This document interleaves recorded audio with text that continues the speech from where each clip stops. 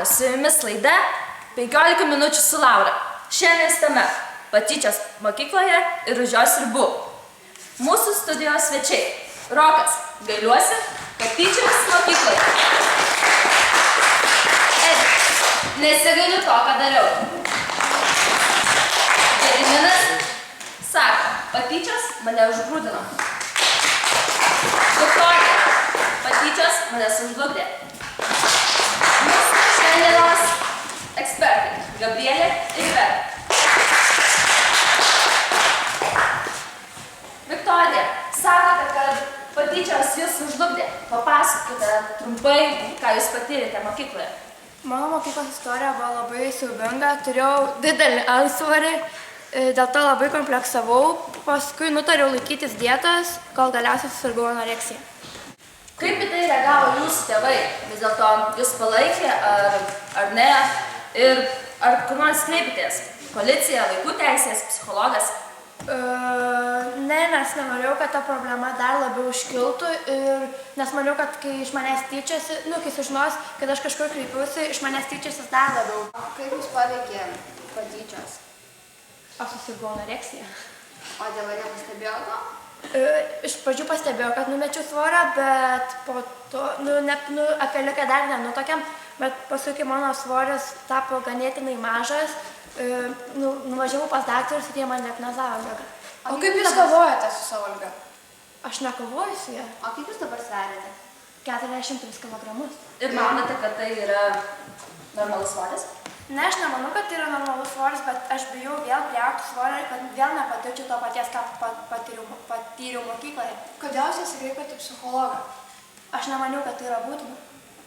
O jums ši liga gyvenime nepakenkė, jūs gerai jaučiatės? Ne, aš negaliu gyventi pilnaverčio gyvenimo, nes neturiu pakankamai energijos ir sveikatos viską, kasdieniniam nedarbam atlikti. Ir jums tai nekelia noro gydytis? Aš bijau vėl to paties, ką patyriau mokykloje. Rokai, sakote, kad gailitės, kad tyčiatės mokykloje. Pasakokite trumpai apie tai. Kai patyčios prasidėjo visų pirma, gal namuose užaugau tarp brolių vyresnių. Broliai tyčiadavos iš manęs ir visada galvodavo, aš irgi kažkada sustiprėsiu, užaugsiu ir aš tyčiasiu iš kažko. Tai va taip ir mokykloje. Atėjai į mokyklą, vyresni tyčiasi iš mažesnių, paskui tie jau vyresni užaugo ir vėl tyčia. Tai čia toks dalykas, kad tos patyčias iš tikrųjų yra blogai, bet tai, kad visi, pavyzdžiui, draugų ratai irgi stovi, visi ten, vienas ką nors pasako, visi pradeda juokti ir galvoja, kad čia yra gerai. Bet tai nėra gerai. Malonumą, tyčiodamasis iš kitų? Tai vat malonumą to jokia nejauti, bet tu kažkaip, žinai, kaip galvoji, kai esi dar jaunas ir kad pasakai kažką, kiti nusiek, jau aš esu kietas dabar. Tai jūs tyčiodavotės tik dėl draugų rato? Iš tikrųjų, kaip reikia pasakyti, dėl ko tyčiodavai? Aišku, ten būdavo, kad kurio žmogaus nemėgsta, tai čia savaime, aišku, ten turi tyčias iš jų. Bet tai, kad ten, pavyzdžiui, nekalti vaikai užkliūdavo, tai čia jau irgi blogai būdavo. Bet aš labai gailiuosi ir savo vaikus auklėsiu kitaip. Tai dabar aš nebesityčiot iš kitų? Žinoma, kad ne. Čia patyčias yra išaugomas dalykas, gal paauglystėje dar truputį tyčiavimas, paskui jau nebelabai. Kaip supranti, kas yra tos patyčias iš tikrųjų. Patyčias jūs užgrūdino. Papasakokite apie tai. Na, aš pasakysiu labai trumpai. Vaikystėje buvau toks silpnas, lėtas ir panašiai, tiesiog pastumdė. Ir aš nežinau, ką daryti, tiesiog iš manęs visi tyčia, visi supranta. Bet vieną dieną aš susivokiau, kad jeigu aš sportuosiu, aš galėsiu atsikirsti jiem. Tai aš pradėjau sportuoti ten po mėnesio kelių ir buvau toks visai normaliai. Žinot, ir pasako man, ką nors aš taip drąsiai bankę vieną kitam paskui ir viskas. O jūs galvojate, kad tas sportas ir bankės, kaip sakote, jums padėjo? Žinoma, aš nebūčiau toks, koks esu dabar, jei gyvenimas manęs nebūtų pakeitę, jei manęs nebūtų tyčias. Turime salės nuomonę. Aš turiu jums klausimą. O kai jūs turėsit vaikų, jūs norėsit, kad iš jų būtų tyčiamas, tai kad jie būtų užgrūdinti? Kodėlgi ne? Taigi jūs teigiate, kad patyčios jūsų gyvenime buvo teigiamas dalykas? Taip. O jums bus malonu, kai grįš vaikas, ir sakys, tėti iš manęs tyčiojasi. Ką jūs savo sūnui ar dukrai atsakysite? Na, aš jiem nieko nesakysiu, aš juos rengsiu. Aš rengsiu tai dvikovai su tais, kurie tyčiojasi. Tai taip supras, kad jūs versite vaikus savo sportuoti, kad jie smurtu galėtų atsikirsti savo Iš tikrųjų, nemanau, kad tai labai gera išeitis, kai taip sakote, kad užgrūdinsite ir panašiai. Manau, kad yra visai kitų problemų. Gal problema yra jūsų mąstyme? Nusišnė. Jeigu jos patyčios padėjo, kaip jūs sakote, užsigrūdinti, bet kitiems tai nepadeda, pavyzdžiui, Viktorijai į patyčios ją sužlugdė, o jūs nemanote, kad taip gali būti ir jūsų vaikams? O tai ką man dėl to daryti? Tegu verčiasi, kaip jie nori. Mūsų studijoje turime Ediką, kuris tyčiodavosi mokykloje, bet jis dėl to net nesigaili. Gal pakalbėkime apie tai? Kaip ir minėjo Gediminas, tai skatina mūsų tolesniam gyvenimui. Susikūrime didesnį fizinį ir emocinį savyje veikėją, kuris labiau kovoja už save. O jūs nemanot, kad tai žlugdo silpnesnius žmonės?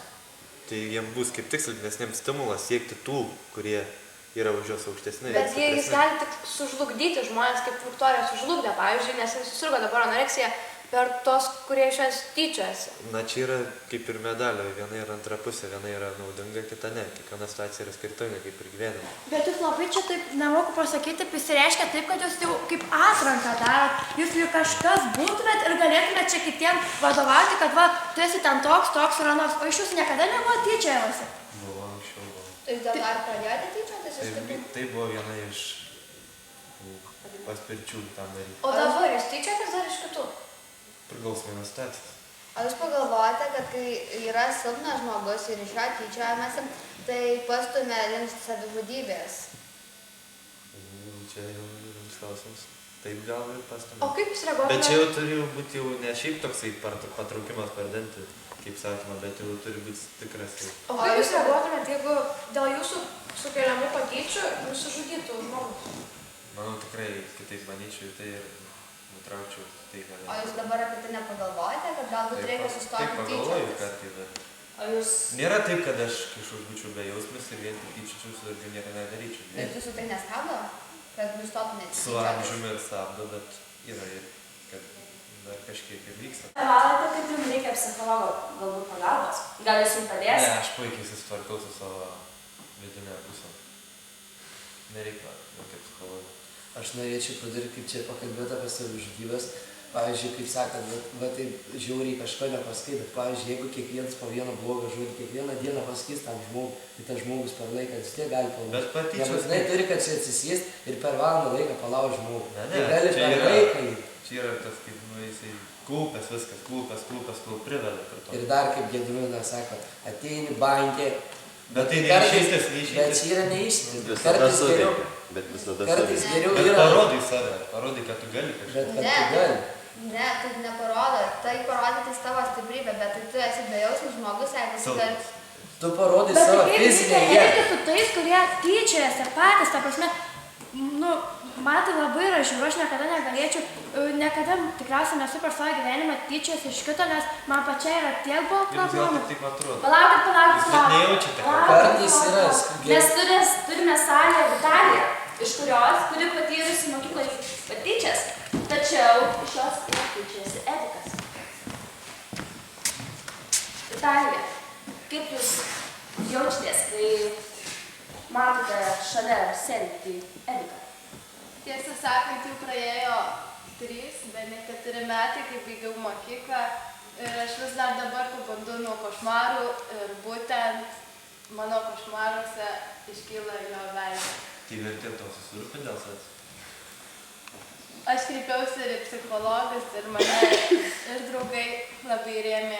Aš labai dėkinga savo šeimai už pagalbą, už supratimą, Bet tu suvoki, kad tu pati kažkiek įdėjai, tu man paskatinai mane pati kažką, tai išsišaukė iš kitų, kad aš pats prie tavęs kaip aš išsišaukiau, aš mokykloje tavęs vengdavau. Aš Ei, tik stengdavausi, aš vėluodavau į Tu pamokas, kad visiškai tavęs vėluoji pati koridoriuje savo susitikti. tu Pats O Edvardai, jums prieš malonu kamerą. žiūrėti jai į akis. Man iš tikrųjų nesukelia jokių neigiamų. Ir iš tiesų atsiprašyti jos už tai, kaip jie tyčia. Niekas Kaip taip žmogus nepadaro. jausmų jums Ar jūs negali. suprantate, kad jinai kiekvieną naktį sapnuoja košmarus dėl Ne jūsų? kiekvieną. Etikai, pasakyk, o kodėl tu iš jos tyčiodavaisi? Nes jinai Graži turėjo panelė, turėjo kas- labai keistą šukuoseną. Ilgus plaukus iki. Ir to pakako, kad jūs iš jos tyčiodavaisi. Atsiprašau, jūs čia mane tam pasikvietėt, kad aš tai dar kartą patirčiau. Apsiverk. Atsiprašau. Edvardai, kaip elgiesi labai netaktiškai. Tavo Jūs mamoje. matote, ką jūs darote, Tokia gyvenimo tiesa yra. Bet jūs tiesiai į eterį taip sugebate sužlugdyti žmogų. Ar jums Tiesiog dėl išėjo. savęs negėda? Ir jūs sakote, kad jūs su amžiumi nustojate tyčiotis, jūs nei kiek nepasikeitėte tikriausiai.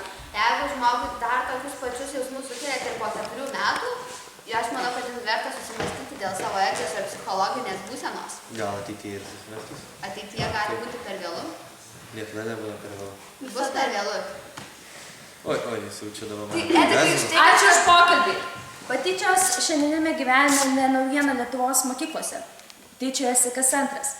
Galime teigti, kad patyčios šiuolaikinėje mūsų visuomenėje yra neišvengiamas dalykas. Ar mes tapsime kada nors tolerantiškesni? Viso gero, su jumis buvo 15 minučių su Laura. O,